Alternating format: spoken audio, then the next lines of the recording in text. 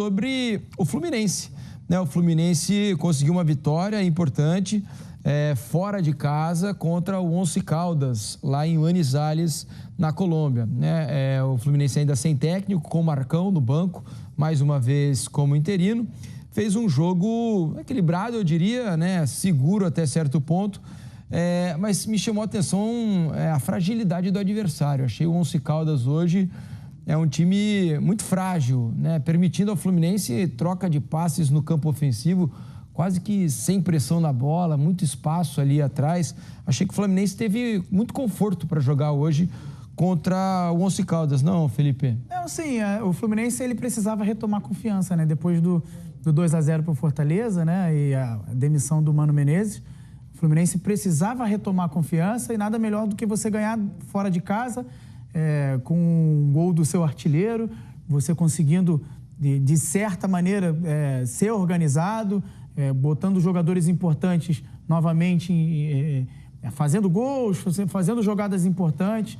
Para o Fluminense hoje era muito bom vencer para voltar para o Rio de Janeiro mais confiante, mais tranquilo e dar mais tranquilidade também para a diretoria decidir o próximo treinador. Não ser tão pressionado, porque imagina o Fluminense perdesse hoje, o quão pressionado ficaria a diretoria para decidir logo o treinador. Por mais que tem que decidir, eu acho também, essa vitória dá mais tranquilidade para a diretoria buscar mais tranquilo o treinador que vai comandar o Fluminense para o restante da temporada, né? Fora que eram 4 jogos sem vencer, né? Que é algo que sempre pesa. E essa vitória tira um pouco de peso nas costas, realmente, com uma grande exibição do Arias, né? O Arias chovendo molhado, né? Chovendo molhado, mas o Arias jogou muita bola e o gol do Cano foi espetacular também. Cabeçada, não era fácil aquela cabeçada, difícil, que ele não estava equilibrado, né? Teve que ir para trás e conseguiu uma cabeçada no canto oposto do goleiro, na bochecha da rede, uma bela cabeçada, né? Mas... Assim, não é o resultado. Obviamente que o resultado é excelente, não é uma banalidade ir à Colômbia e voltar com o resultado de 1-0. Manizales já tem alguma altitude, não é algo que não chega a influenciar tanto no jogo, mas já não é tão confortável jogar. Agora, não é assim a vitória, o resultado, não é o 2.160. 2.160 metros.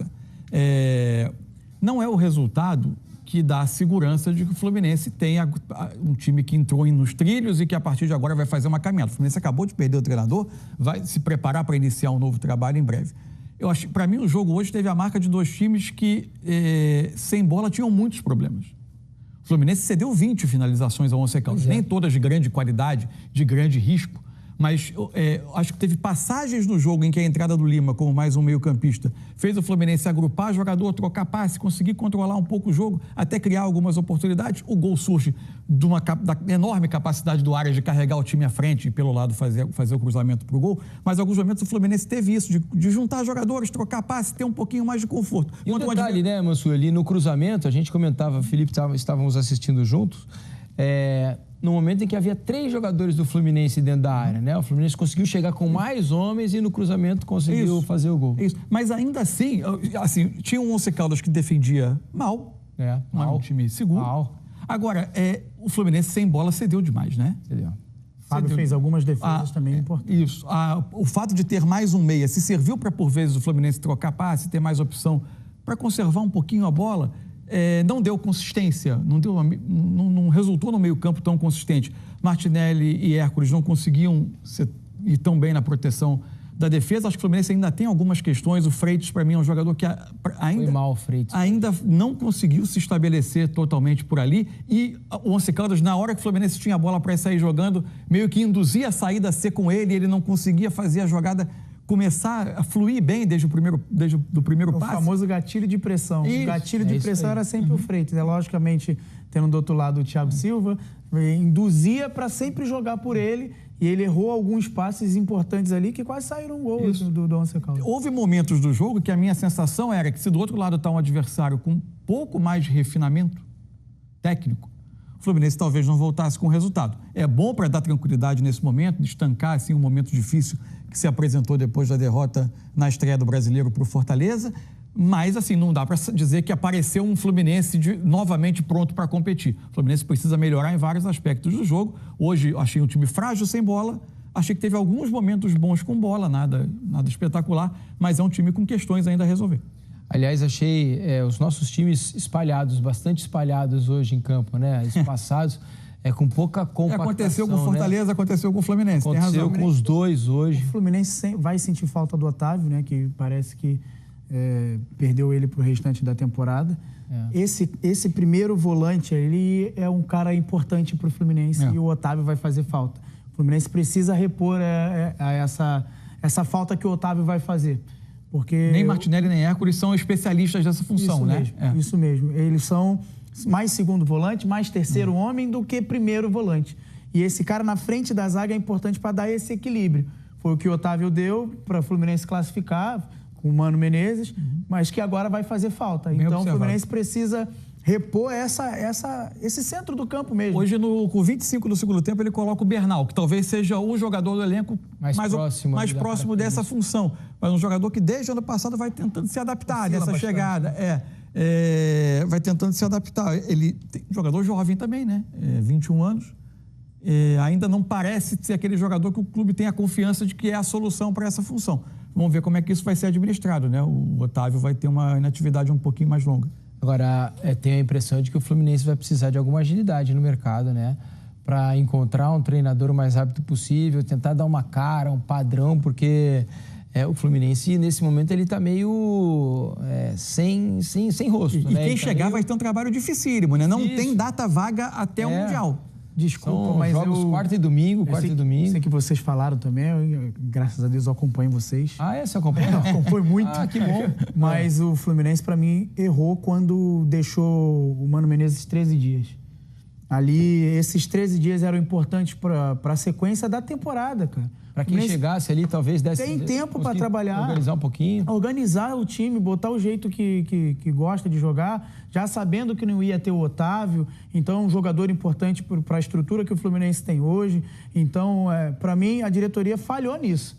Falhou, acabou o Carioca, já sabia. Imagino, Felipe, que talvez tenha tido algo que... Por exemplo, a diretoria não pretendesse demitir o Mano nesse momento, né? Pretendesse continuar com ele por mais tempo. Entendia que o trabalho estava sendo feito para que talvez evoluísse ali logo durante a temporada. Mas algo deve ter acontecido de mais sério, é o que eu imagino, dentro do vestiário, e deve ter repercutido na diretoria da seguinte maneira: ou eu troco, ou eu vou perder completamente o rumo da temporada.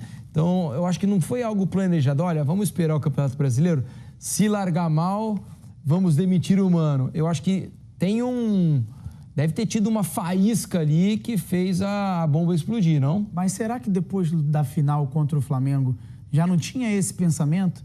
Já não tinha... porque o ambiente ele não fica ruim em 13 dias. Uhum. O ambiente, talvez, não sei, estou falando do que eu acho, do que eu vivi dentro do vestiário. Uhum. Então, eu acho que o ambiente já não era tão confortável assim. O que eu argumentei ontem foi mais ou menos nessa linha. Assim. Para mim, essas questões de relacionamento, a gente ontem conversava, que a gente ouvindo fontes do clube e tal, que de fato em 2025 foi trazendo gradativamente uma sensação de que a relação já se desgastava e, além do futebol do time, o clube esperava que progredisse de outra forma.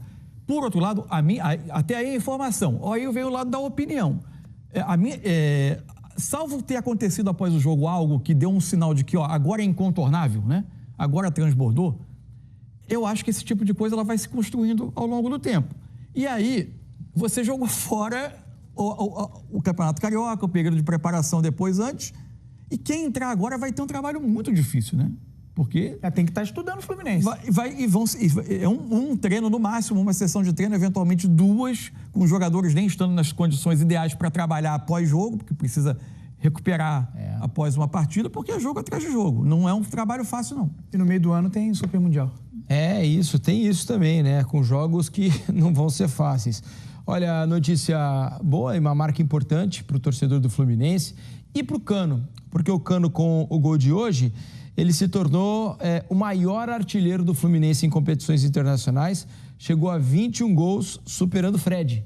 Fred tinha 20 gols em competições internacionais, o Cano, então, chega a 21. Qualquer coisa que alguém no Fluminense faça superando o Fred já é importante, porque é um outro grande ídolo do clube. E o Cano, ele é um personagem marcante de uma época que o torcedor do Fluminense não vai esquecer, especialmente de um ano especial em 2023. Ele não se resume a 2023, mas ele é o rosto, uma das principais faces de um 2023 inesquecível do clube. Olha, os gols internacionais são o seguinte: o Fred fez 5 gols na Sul-Americana e 15 na Libertadores. O Cano marcou 4 gols na Sul-Americana e agora 17 gols na Libertadores. Tem mais um detalhe: Cano se torna, com esse gol de hoje, artilheiro do Brasil na temporada. 11 gols marcados, né? Ele agora está empatado com Neto Oliveira do Confiança. Neto Oliveira do Confiança com 11 gols, superando Guilherme dos Santos. É o terceiro nome nessa lista aí, que tem 10. Depois de uma temporada passada que não foi tão boa, o início dele é muito animador. Habemos Cano. É isso. Aparentemente, os números dizem algo que pode ser relevante para o que foi a partida. Olha só, os números são os seguintes. Vamos começar com a posse de bola. Olha, equilibrado, né? O Fluminense um pouquinho a mais, 53-47. Total de passes, 442 do Once Caldas, 524 do Fluminense. Os passes certos, número baixo, né, dos dois. 81 do Once Caldas, 87 do Fluminense. Finalizações, 19 do Once Caldas. É verdade que não foram muitas as finalizações com perigo, né? O Fábio acho que fez o quê? 2 defesas ou 3, não mais do que isso, né? E 8 finalizações do Fluminense. 6 finalizações no gol do Once Caldas, 2 do Fluminense. Virando a página, a gente vai mostrar para vocês os impedimentos, ó.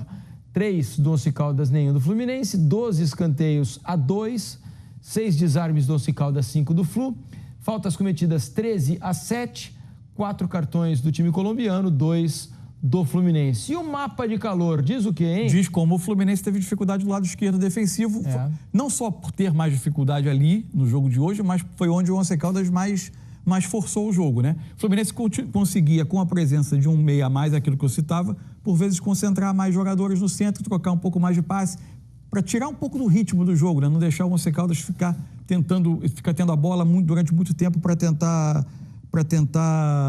ter uma sucessão de ataques, né? Ter muito volume. Tanto que o Fluminense termina o jogo até com um pouquinho mais de posse. O outro número que me chama a atenção é os desarmes, né? 5 desarmes é muito pouco. O jogo inteiro é muito pouco. 90 minutos, 5 desarmes. Tanto do Once Caldas também, 6 é muito pouco. É verdade, tem razão. Daqui a pouco a gente volta a falar de Fluminense, né? Assim que tivermos as entrevistas, para a gente também mostrar para vocês os melhores momentos desse jogo. Vamos falar um pouco também do Cruzeiro, né?